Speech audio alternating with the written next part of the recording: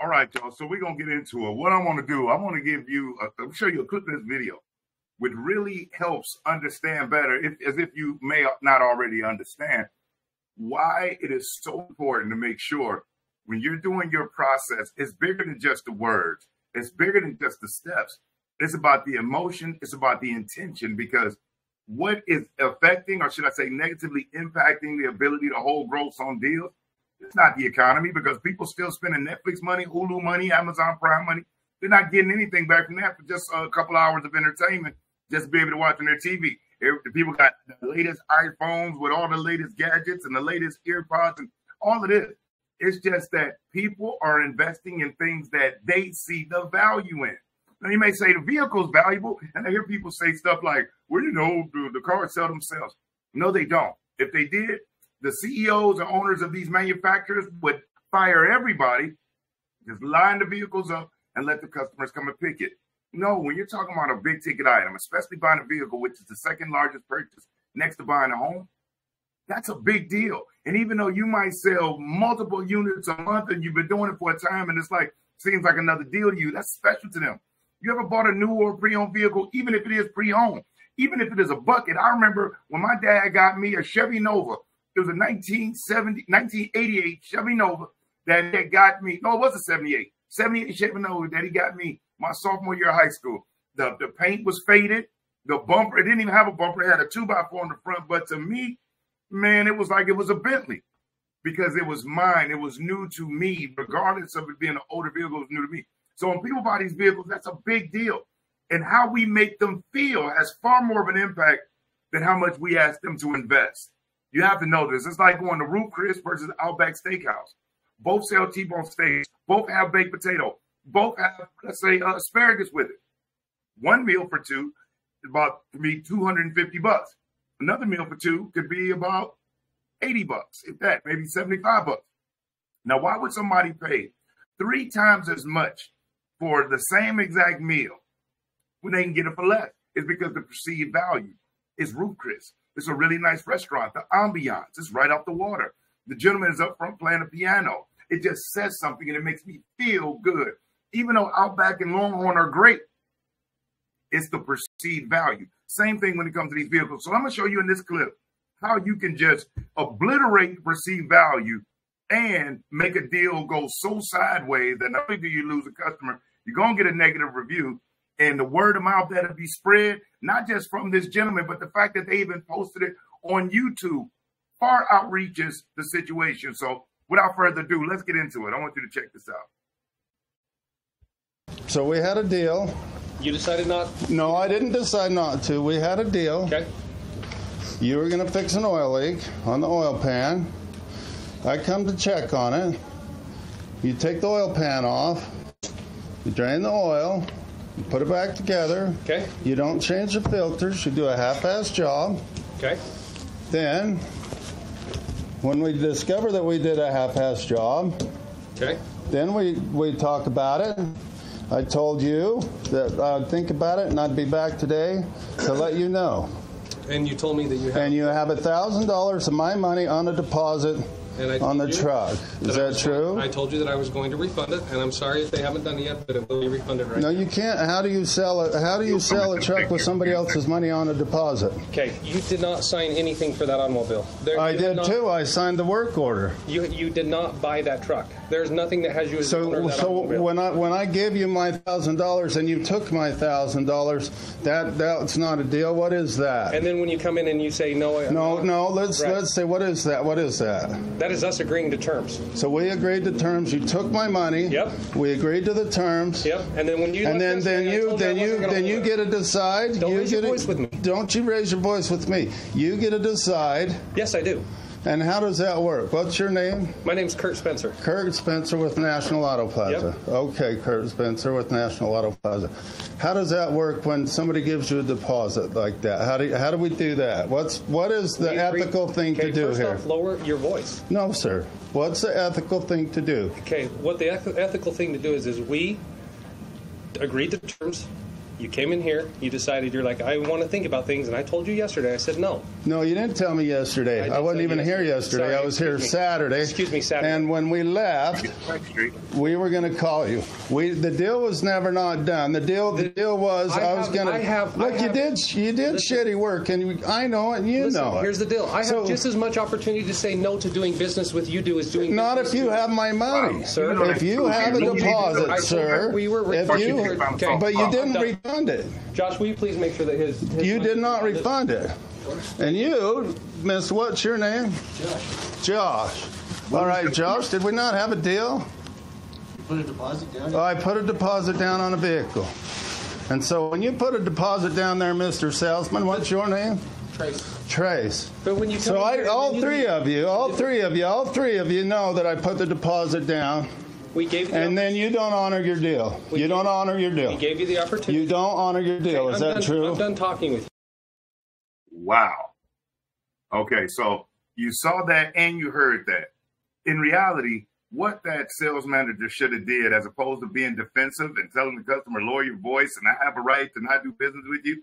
At that point, if you had a willing customer ready to buy, came in, even put down an initial investment, put down a deposit, even though the vehicle had some issues that the dealership was going to be fixing for the pre-owned vehicle, still was willing to put the deposit down, come in to get the vehicle, and they sold it from up under them.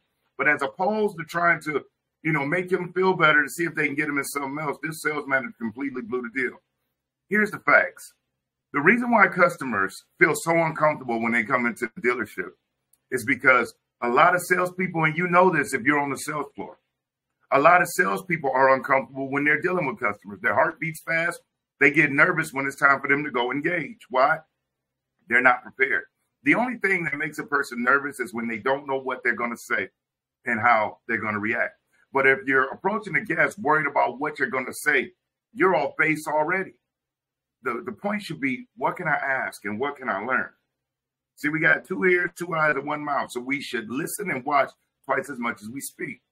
But that manager, that gentleman had diarrhea of the mouth and literally blew up an opportunity for a deal. Now has a disgruntled customer, lost $1,000 for the business. And guess what? It's no money out of his pocket. Well, maybe some as far as on the commission they would have made, but the dealership really loses. This video is on YouTube. This video has thousands of views. The name of the dealership is in it. Not to mention what the customer probably went online and did, and it's not worth that. The main thing is that when you're engaging with customers, as opposed to trying to be defensive, work to diffuse. As opposed to trying to be right, try to make sure that they feel heard. Because you don't win anything by just proving them wrong. Nothing. What did you gain? You actually lost out an opportunity. And a lot of times, people fail to realize how when a consumer comes into the store, the amount of marketing dollars that went into that, just for that person to show up and say hello, whether they buy or not. Whether they buy or not, on the numbers that we ran on average, based on what dealerships, I'll say in Florida, are spending a month on marketing, it's running an average of $400 per person. Per person that shows up to the dealership and just says hello. You got some stores that are running $100,000 marketing budgets to drive people in. So be mindful of that. Well, when your customers coming in, the easy way for you to feel more comfortable, know your questions. You know how many stores I'm called into to train, which is obviously why I'm called in, where when you go talk to the salespeople, you say, okay, we're going to role play, qualify me. Either they ask very few questions or they're all vehicle-related questions. There's nothing personal. There's no type of energetic exchange of any kind. And any dialogue they try to have is about the weather or about a sports game that's not relevant to what's happening right now. And people think that's building reports on about basketball or the weather. If somebody's there to buy a vehicle, it's not.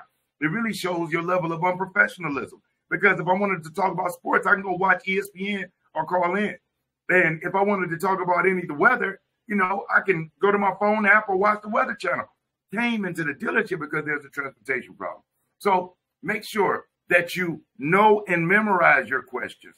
If you don't have them, leave a comment. And what I'll do anyway, I'll post a link with some questions in it for you to be able to download and start using at your store. But good salespeople practice what to say, while the great ones practice what to ask. And when you have customers that have a problem, this is your real opportunity to really earn a customer. Because when you right that wrong, guess what? they'll be loyal for life because they know if something wrong happens, you got their back. But they can get the baddest, best vehicle in the world. But if they feel like if there's a problem, you're not there for them and you don't have their back, they're not going to do business with you. And as unfortunate as this is more common in dealerships all around the country. I'll give you an example. I'll be real brief. I was just in the store this morning, and as I walked in, I watched the customer come in, and there was a lady sitting up front, and he said, "Hey, I'm interested in one of the trucks." It was a Buick GMC store. "Hey, I'm interested in one of the trucks." She said, "Oh, okay, really?" Got up from her desk, grabbed the customer, and walked back outside. And I said, "What?" The customer's inside. They're telling you what they came on the lot for. They already know it's there. They walked past it. They saw it. And they're inside, which is half of the game. And you take them back outside. She never asked his name, didn't have a pen, and had that cell phone out doing this while the man's talking. Now, even if you are somebody that likes to put stuff in your phone, what perception do you think that gives to somebody if you're doing this while they're talking? That you're not listening and that you're texting while they're talking. When really you may be putting in notes. And if that is what you do, be transparent. Hey, excuse me. Hey, I'm Brian. Your name is John. Hey, John, appreciate you coming to ABC Dealership. And John, do you mind if I take some notes? I want to make sure I get everything that you share with me as accurate as possible. That's what I'm doing here. I didn't want you to think I was just texting and ignoring you. If you're going to do it, be transparent. But what happens to going to the dollar store, getting the little spiral books and just writing? Remember, if somebody printed a letter, typed it on Microsoft Word, printed it to you and sent it, it'd be nice. But if somebody handwritten you a letter, it'd be meaningful. Why? Because it took more effort. It's the same thing when it comes to typing in notes and writing notes. Perception can be reality. So today's society, people think it's less work to do the typing, even though we know still requires thumb muscles. But something about when you're writing and you're being attentive, it makes people feel heard and appreciated. So the whole point of this video was, one, to show you what not to do when a customer comes in. Number two, realize that when a customer has a problem, that is the real opportunity to earn a lifelong customer. When everything's going good and they're buying, and that's cool, but think about how many times your store has sold a vehicle to a customer that has never come back. But I assure you, the ones that had an issue, and not just had an issue, somebody jumped on it, fixed it, resolved it, and got them back on the road. They come back, and they'll come back. And even if there is another issue, they'll be far more patient because they know you're good for it. So to make this game easy, right now, dealerships are losing gross. And it's not because people aren't able to afford it. It's because we're not giving them a good enough reason to make that smart, safe buying decision and do business at your store. So make sure we slow down. Be a solution provider, a problem solver. This is the chance to really show your merit and show your true character as a professional by helping them solve a problem. Remember, you don't benefit at all by proving them wrong, but you gain everything by helping them solve a problem. But other than that, hey, appreciate you for checking this out, watching it. Remember to like this video, comment on the video, share this video. Other than that, I'm Brian Maxwell, and I look forward to seeing you at the dealership. Did you know, according to a recent Forbes article, 58% of customers will pay more for better customer service? As the automotive market gets more competitive, sales training is more important than ever. This is where Brian Maxwell comes in. For over a decade, Brian Maxwell provides sales training for some of the biggest dealer groups in the country, and for manufacturers such as Ford, Chevy, Toyota, and many others. Brian has also trained over 10,000 automotive sales associates worldwide. Brian Maxwell's value is in the fact that he provides real-world, simple-to-follow, and easy-to-apply sales training to your team. His training helps sales teams convert consistently with higher profit margins and how to leverage social media to generate qualified leads. He does this by applying all aspects of learning, utilizing classroom training, role-playing, and one-on-one evaluations.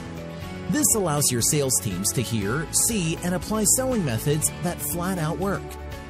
Knowing that results and profits are the only way to establish a long-term working relationship, Brian Maxwell's focus is results and profit-orientated. So, if you'd like to supercharge the customer experience, your sales team's production, and your bottom line, schedule a time for a consultation with Brian Maxwell today.